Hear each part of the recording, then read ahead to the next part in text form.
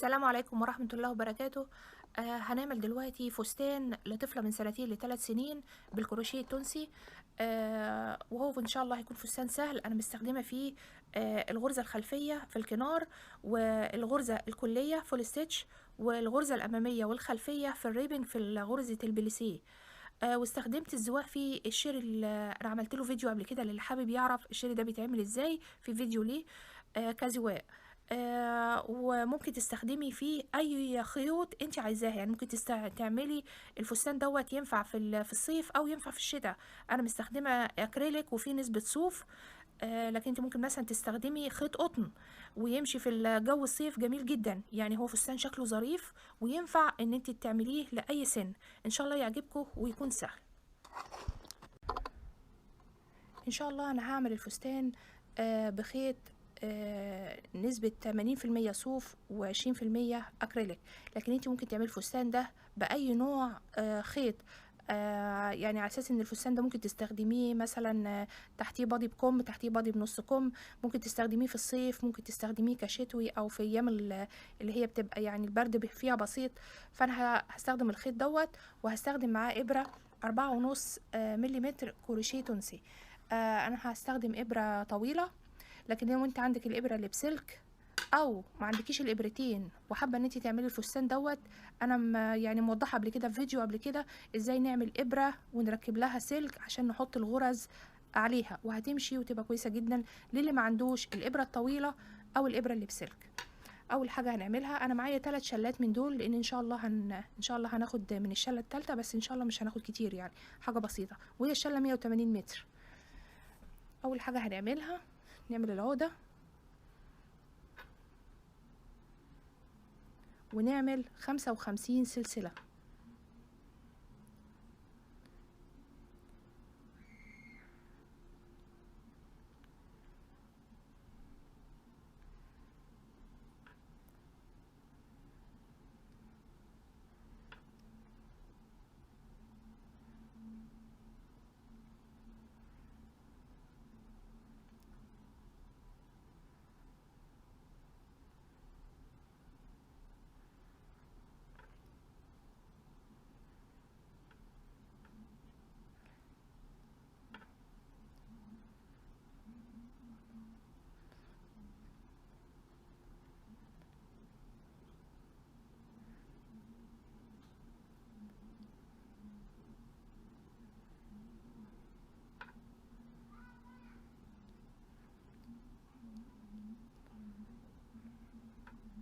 خمسة وخمسين، واللي على الإبرة هي ال55.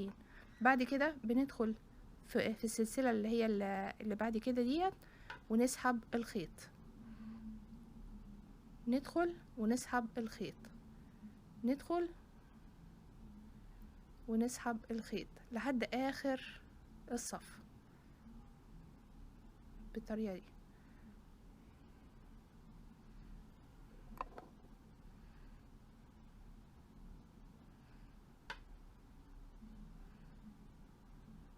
غرزة غرزة لحد آخر ال55.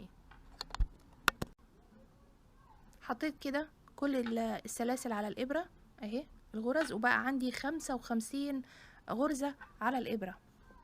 هنعمل ايه بقى؟ هنطلع من أول واحدة، دايما من أول واحدة واحدة بس، وبعد كده نطلع من 2 لحد آخر الصف. نفضل نطلع من 2، هي بس أول واحدة اللي بنطلع من واحدة بس. أول مرة بنطلع من غرزة واحدة بس، لكن بعد كده بنطلع من 2. وكده احنا يعتبر عملنا الصف الأولاني.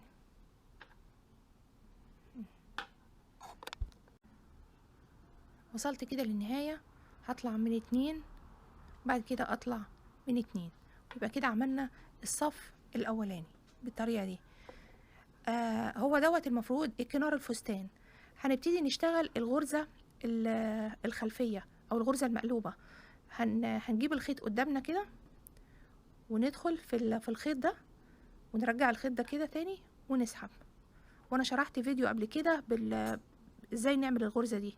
بنجيب الخيط كده وندخل كده، بنمشي بالطريقة دي. عشان ده كنار الفستان. نجيبه قدام كده وندخل في الخيط ده ونرجع تاني الخيط ده كده ونسحب اهو بالطريقه دي، يعني بيبقى بالشكل ده. وانا عملت فيديو بالغرز اللي انا هعمل بيها الفستان كلها، يعني في فيديوهات بالغرز دي كلها للي حابب يعني يعرفها يعني.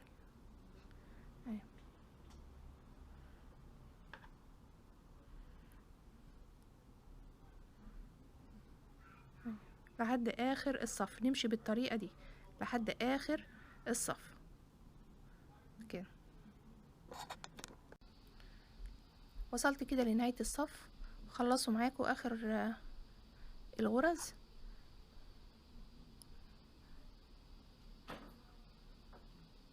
كده، ونيجي لاخر واحده ناخدها عادي كده اهي، وبعد كده نطلع من واحده في اول واحده، وبعد كده نطلع من 2 لنهايه الصف زي كل صف.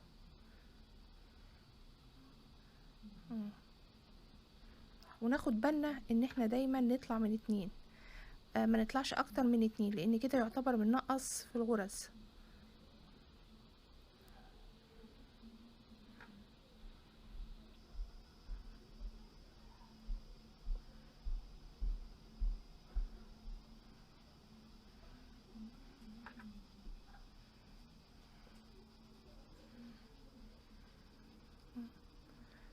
من 2 على طول لحد نهاية الصف.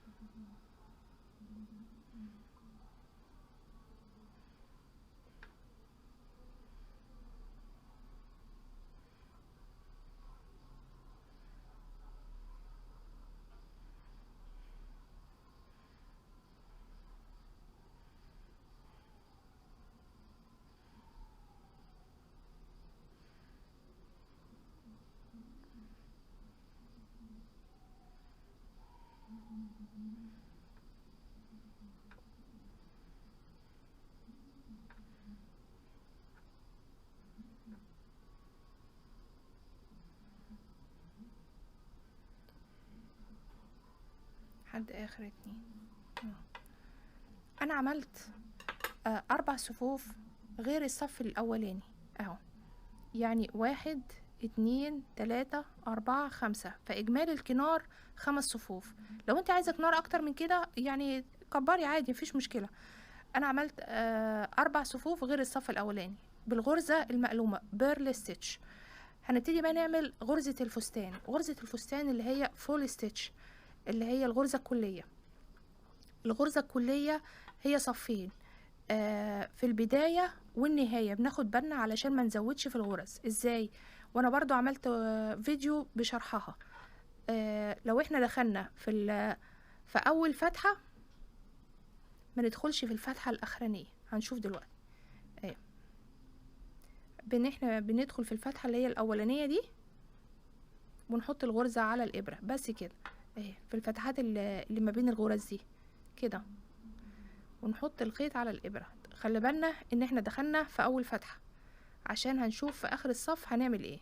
اهي نفضل كده لحد اخر الصف، بندخل في الفتحات دي اللي ما بين الغرز. سهله جدا الغرزه الكليه او فول ستيتش.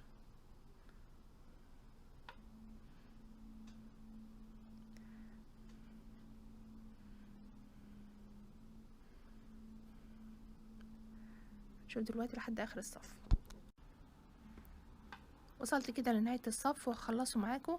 احنا بندخل في الفتحات اللي هي باينة ما بين الغرز ديت كده، ونسحب الخيط ونحطه على الابرة بالطريقة دي المفروض في فتحة تانية اهي في الاخر ندخل فيها. لا احنا مش هندخل في الفتحة دي. ليه؟ عشان احنا دخلنا في الفتحة الاولانية في اول الغرز، دخلنا في اول في واحدة هنا، فبنسيب الاخيرة هنا، وبعد كده بندخل عادي في الاخرانية خالص دي كده ونسحب الخيط. هي دي الغرزة الكلية في اولها واخرها. ليه؟ عشان نحتفظ بالغرز، ما نزودهاش، نفضل على طول ماشيين بال55 غرزة. بعد كده بنطلع من واحدة، نطلع من 2 لحد نهاية الصف.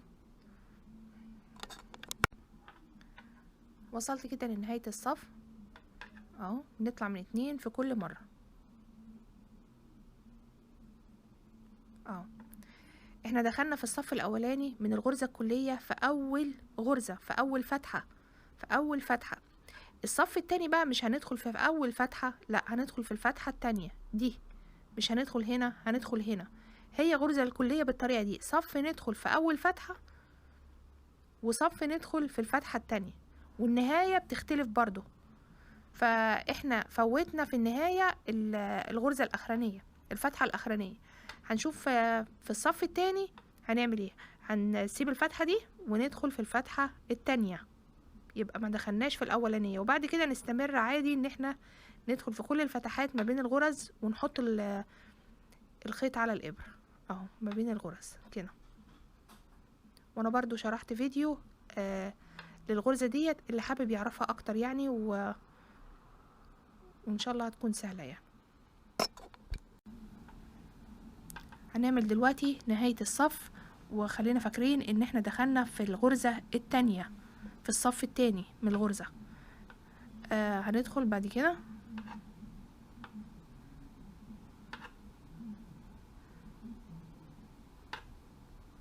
اهي اخر غرزة بقى اهي، هندخل فيها دي بقى كده.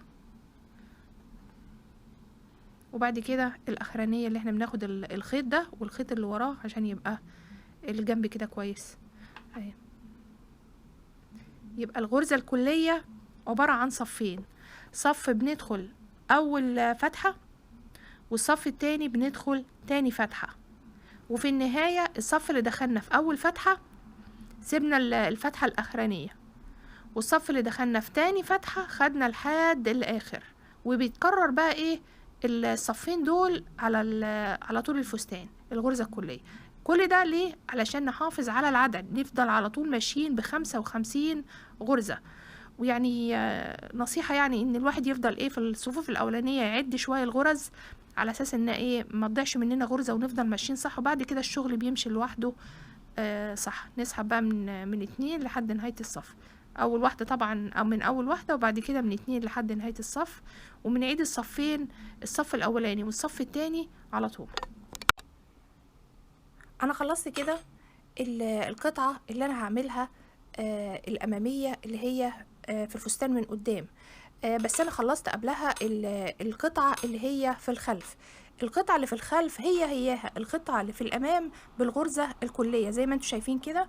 معلش هو الشغل في بتاع الكروشيه التونسي بيبقى في الاول بيلف كده بيدور، ده عادي خالص يعني، ما تقلقوش من الموضوع دوت، لانه بيتفرد بعد ما الشغل كله بيتني. حتى بصوا في الحته الاخرانيه برضو نفس الحكايه. وممكن لو ما اتفردش بالمكوى البخار بقطعه قماش وبنمر عليه بيتفرد وبيبقى كويس جدا يعني. التاني ده ما تقلقوش منه خالص.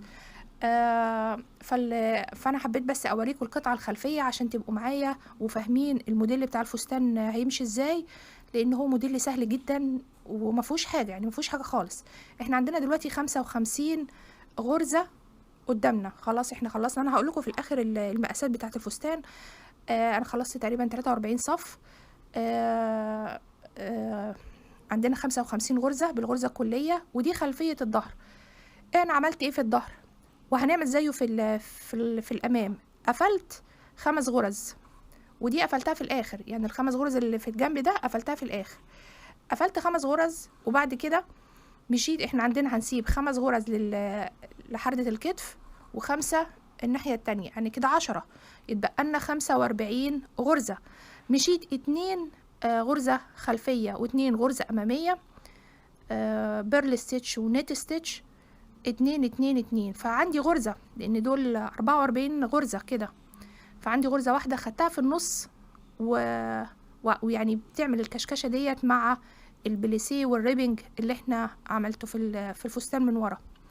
طبعا الظهر بيبقى مرتفع شويه في الحمالات من هنا، الظهر بيبقى مرتفع شويه والحته دي صغيره. طبعا الحته الاماميه هتبقى اقل شويه، يعني هتبقى مثلا هنا مثلا كده، وبعد كده الحمالات، فالظهر بيبقى طالع لورا اكتر من الامام عشان يبقى مربع كده. بس موديل سهل جدا، مفيهوش حاجه تتعمل لاي مقاس، مفيهوش اي حاجه. دلوقتي هنعمل ايه؟ هنقفل ال5 غرز، وبعد كده نمشي 2 غرزة أمامية و2 غرزة خلفية. وأنا شرحت كل الغرز ديت في فيديوهات قبل كده، للي حابب يعني لأول مرة يعني يعرف الغرز دي بتتعمل ازاي. لحد ما وصلت أنا عديت ال45 غرزة، وعملت في النص عشان الغرزة اللي هي الزيادة أنا عندي 45 غرزة، لكن الريبنج اللي أنا هعمله 44، فهاخدها يعني هشغلها معاهم يعني، هتشوفوا دلوقتي. بس كده بنعمل ال5 غرز الاولانيين. طبعا الاولانيه بتتحسب ايه. بنشغل عادي الغرزه بسيطه ونسحب ايه. ادي كده 1 2 3 4 5. اول واحده، التانية، التالتة، الرابعة، الخامسة. نبتدي بقى نشتغل الريبنج بتاع الغرزة الموديل دوت بتاع الفستان ده. اول حاجة هنعملها غرزة امامية. انا شوف هنا بدأت ايه عشان نمشي زي بعض ايه. بدأت خلفية، 2 خلفي، يبقى نشتغل 2 خلفي زي الظهر بالظبط، خلفي كده. ادي واحدة، والمفروض هي بتشتغل مع ديت 2 يعني. دي خلفي خلاص، دي خلفي ودي خلفي هتبقى معاها. بعد كده امامي امامي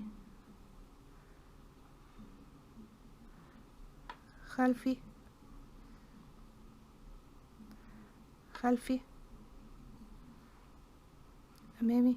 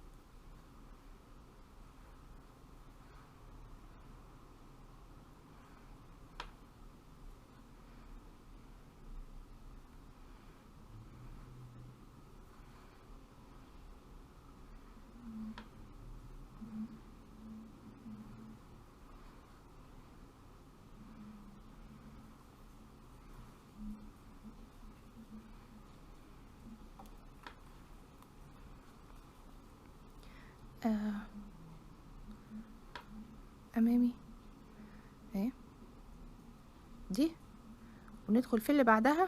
يبقى احنا كده خدناهم غرزة واحدة كده، يعني الغرزة الزيادة خدناها هنا كده. امامي 2 امامي. بعد كده خلفي خلفي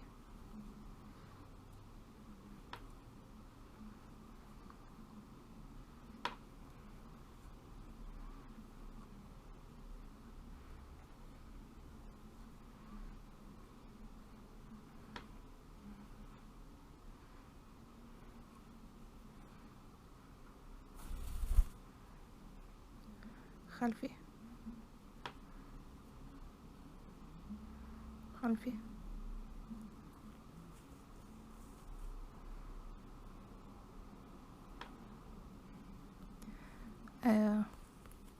امامي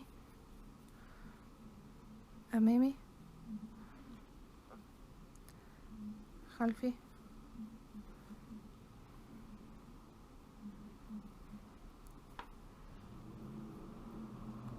خلفي أمامي أمامي خلفي خلفي أمامي أمامي خلفي خلفي.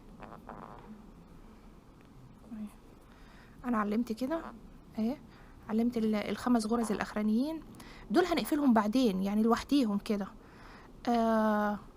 وكده احنا ايه قفلنا الخمسة اللي في البداية، ومشينا 2 خلفي 2 امامي 2 خلفي 2 امامي عشان نعمل الريبنج او البليسيه. بس كان عندي غرزة زيادة خدتها في النص، فما بانتش كده، اتاخدت في النص خلاص، وانا كنت معلمة مكانها خلاص كده. هنشيلها بقى علشان ايه العلامة، عشان انا خدتها في النص حتى عايز تعمل كشكشة، وهو الريبنج ده هيعمل كشكشة الفستان ظريفة يعني. بعد كده برضو نشيل العلامة دي اهي،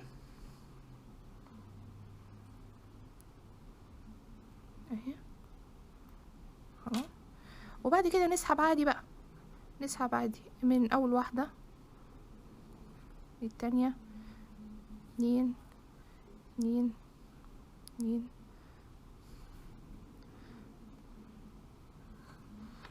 من اول واحدة يعني اول واحدة مع اول واحدة، وبعد كده بنطلع من 2 على طول. هي بس الاولانية، الغرزة الاولانية اللي بنطلع منها بس.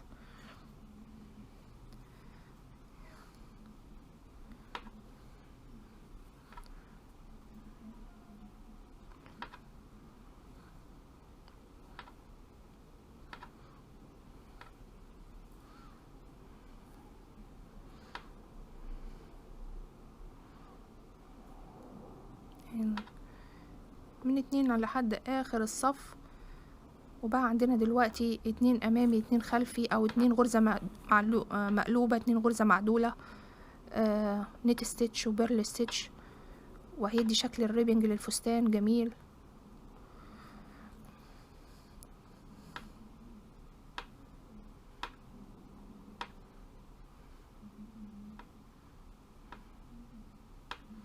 الفستان ده بسيط بسيط جدا، وممكن تعمليه لأي مقاس، أي مقاس سهل جدا عمايله. خلاص. بعد كده ايه قدامنا اللي هي الأولانية واللي بعدها خلفي، هما الاتنين مع بعض كده. يعني أنا اعتبرت اللي هي دي أول واحدة ومعاها واحدة خلفي وخلاص، وبعد كده نعمل الاتنين الأمامي اهي، بندخل كده وراها ونسحب اهي. هيبان بقى الريبنج صف بعد صف اهي. خلفي قصدي خلفي بيرل ستيتش،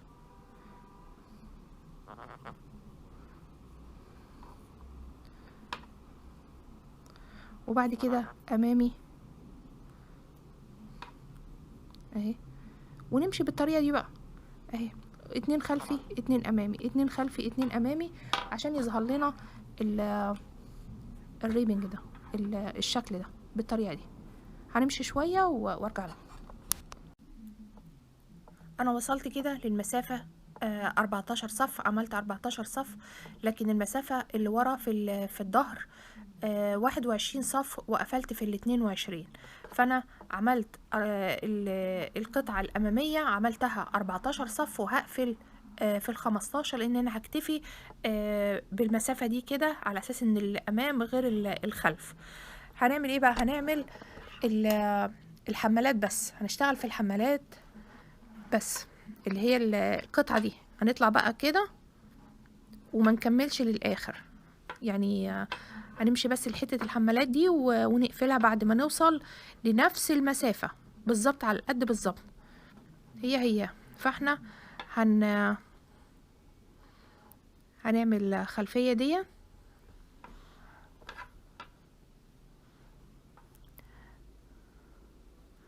أمامية أمامية خلفية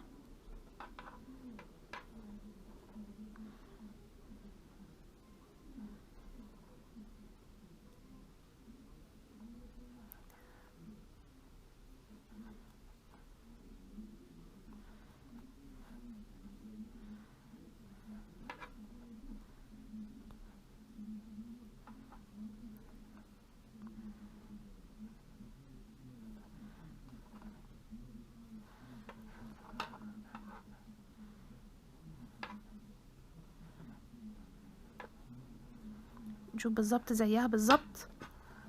احنا عايزينهم الاتنين زي بعض بالظبط، لحد الاتنين الامامي هنعمل الاتنين الامامي بس كده.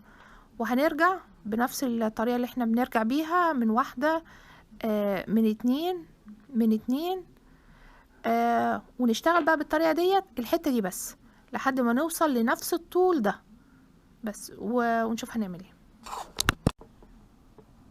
وصلت كده لنهاية الطول بالظبط، وهقفل في الصف ال28 لان هو العدد ابتداء من تحت من هنا الريبنج لحد فوق 28، والصف 28 هو اللي انا قافله بيه.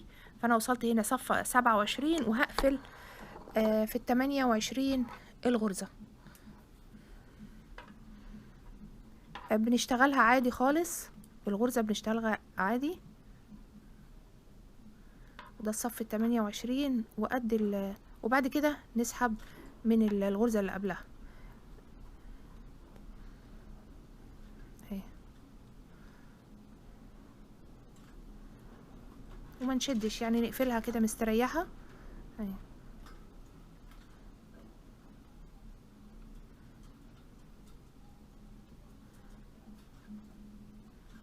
يعني نقفلها وبنشتغلها عادي يعني. ده الصف ال28.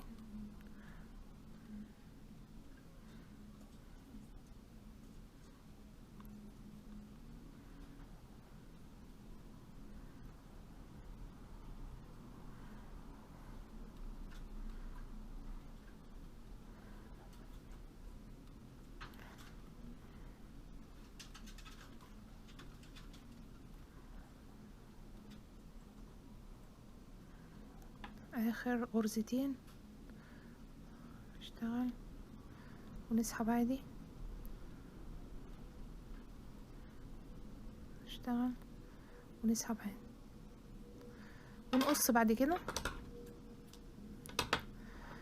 وزي الكروشيه العادي نسحب عادي الغرزة كده، ونخفي الخيط ده من ورا ونربطه ونخفيه من ورا في الغرز كده. احنا ايه خلصنا الحمالات الاولانية. هنعمل ايه بقى؟ هنقفل الغرز دي اللي في النص دي لحد ما نوصل للحمالات التانية ونشتغلها عادي بس كده خلاص.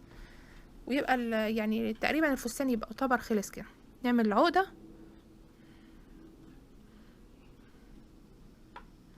ونسحب الغرزة الأولانية دي كده، يعني نسحبها بأي طريقة يعني على أساس دي هتبقى غرزة البداية اهي. ممكن هي الأولانية اللي من الناحية التانية أنا عملت ايه، خدتها كده، خدت اللي جنبها دي عشان تبقى مقفولة اهي، ورحت ايه يعني حطيت الخيط من هنا، مش عارفة انتوا شايفينها ولا ايه ايه، عشان تبقى يعني مفيش فرق، وخدت الخيط وسحبت الخيط بس كده، بس بشويش اهي كده بس خدت الغرزة اهي. وبعدين نشتغل اللي بعدها عادي ونسحب الخيط عشان احنا بنقفل الغرز دي اهي من جوه كده، ونسحب الخيط اهي كده ونسحب الخيط.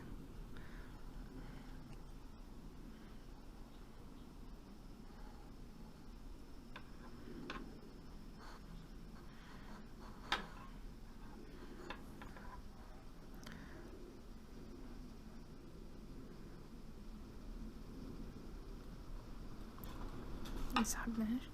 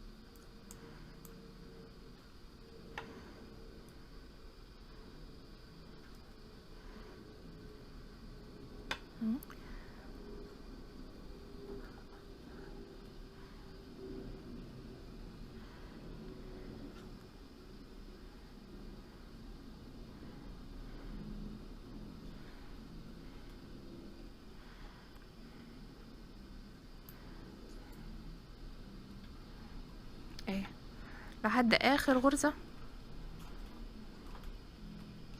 انا معلماها.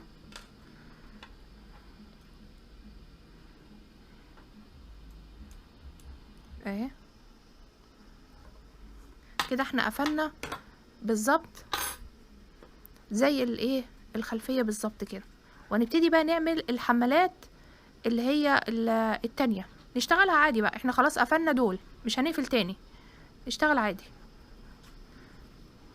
اهي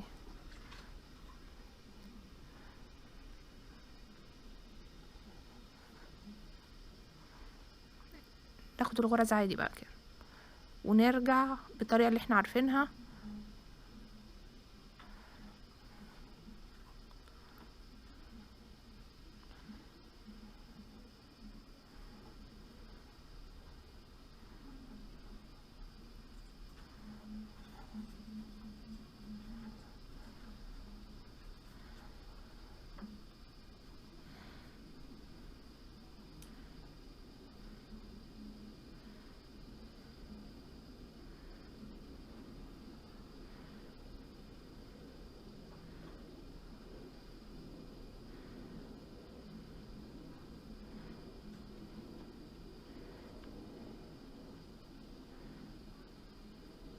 لحد اخر واحدة ناخد الخيط ده والخيط اللي وراه ونسحبه، وبعد كده نسحب من واحدة، نسحب من اتنين لحد نهاية الغرز، ونفضل رايحين بنفس الطريقة لحد ما نعمل الحمالات التانية ونقفلها بنفس الطريقة اللي احنا قفلناها زي دي بالظبط. اهي نفس الطريقة بالظبط كده.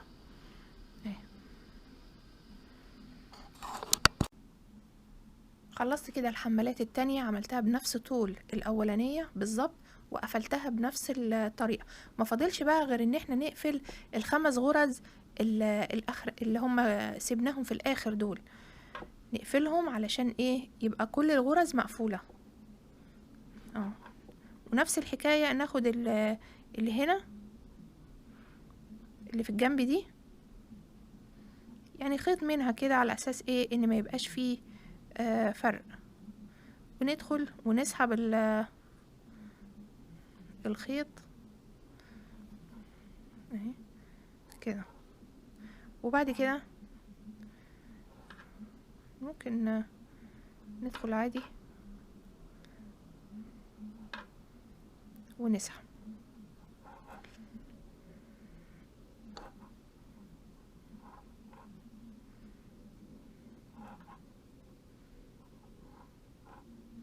اخر واحدة ونسحب.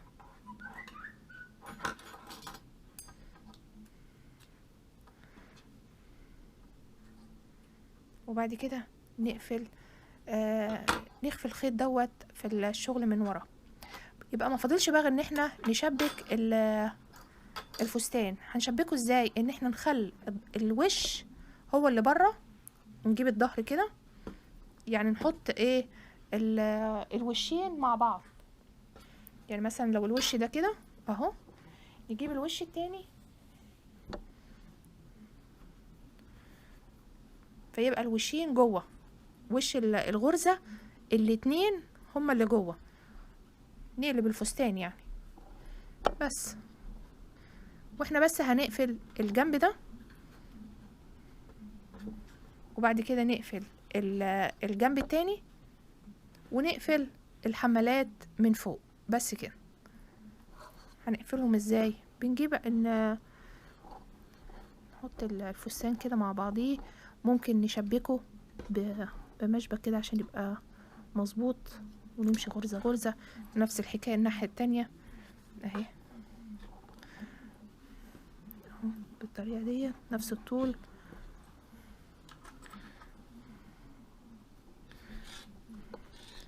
وبعدين نسحب الخيط من اول غرزة،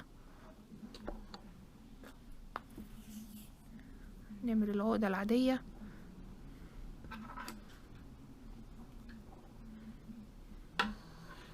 ونشتغل عادي بقى. عايزة تشتغلي بإبرة عادية عادي، انا معايا إبرة عادية عشان يعني الإبرة الكروشيه التونسي دي طويلة او بسلك يعني على حسب اللي معاكي، فممكن نقفله بغرزة حشو، غرزة غرزة بالطريقة دي، وما نشدش ايدينا.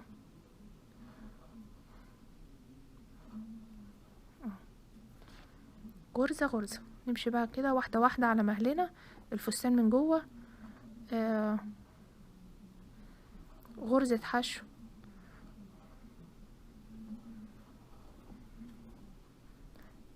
لحد ما الفستان يتقفل بالطريقة دي اهو.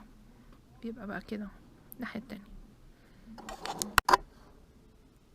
خيطت كده خلاص الجانبين، وقلبت الفستان، قلبت من الوش، وركبت له الكريز دوت. انا كنت عملت له فيديو قبل كده للي حابب يعرف الكريز ده بيتعمل ازاي، وانا شايفاه يعني ظريف مع لبس الاطفال. بس لو انت عايزه تعملي مثلا قلوب او ورد، او تعملي جبين زي القلوب بالظبط، يبقى جميل جدا، لان لبس الاطفال بيحب الحاجات ديت يعني. وللظهر اهي، الظهر اهو بالطريقه دي. والبليسيه ده عمل كشكشه شكلها ظريف اهي. ولو حابين تعرفوا الطول والعرض